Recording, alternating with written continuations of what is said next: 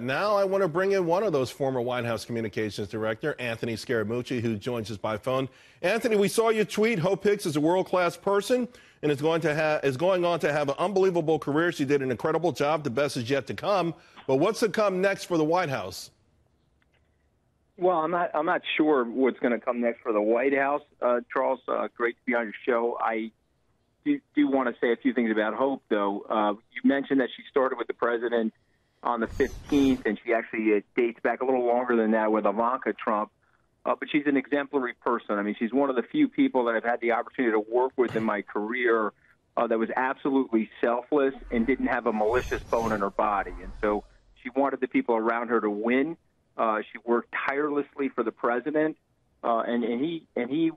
I think of all of the people in his orbit, he probably trusted her on a scale of 1 to 10, something like a 15. So I'm super happy for her that she's going to go on and have a great career, right. And it's certainly a loss to the president. But as it relates to who's going to replace her, I have no clue, and so I don't want to. Well, let's not speculate on that, though. But Anthony, this does come, as Blake pointed out, the day after she spoke to the House Intelligence Committee. The headlines coming out of that were the quote-unquote white lies.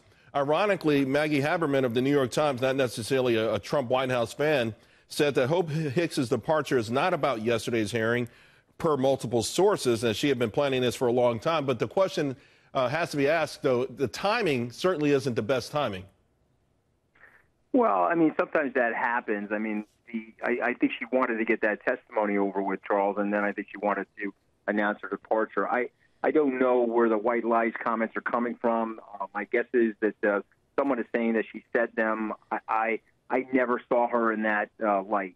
She's a very straight shooting person. And, you know, when somebody says a white lie, I always push it back to people.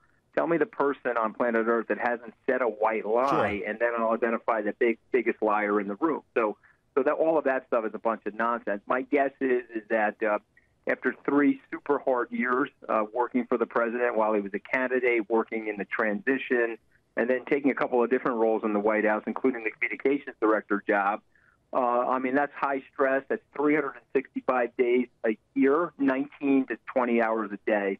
And so I applaud her work ethic. And my guess is she probably was targeting to do this earlier. Right. And it just fell coincidentally along the lines of what you're suggesting. Anthony, before I let you go, there's also a late-breaking story on Bloomberg that the White House has pulled top-secret clearances for more than 30 staffers. That goes along with what we saw with Jarrett, having his security clearance downgraded. Could all of this sort of be the work of John Kelly? Do you think John Kelly is making a move in the White House to sort of revamp it or reorganize it here? And if so, what are the implications? Well, it's going to be up to the president. Remember the word staff is in John Kelly's title. My suggestion to him is he probably should focus more on the word staff and less on the word chief. But as it relates to him specifically, he is staff, and so he's going to serve at the discretion of the president. If he's trying to make that reorganization, it'll be interesting to see who he pulls out of there. If he's going after Trump loyalists and stuffing the White House with never Trumpers, that's going to be obviously very, very bad for the president. So I hope he doesn't do that.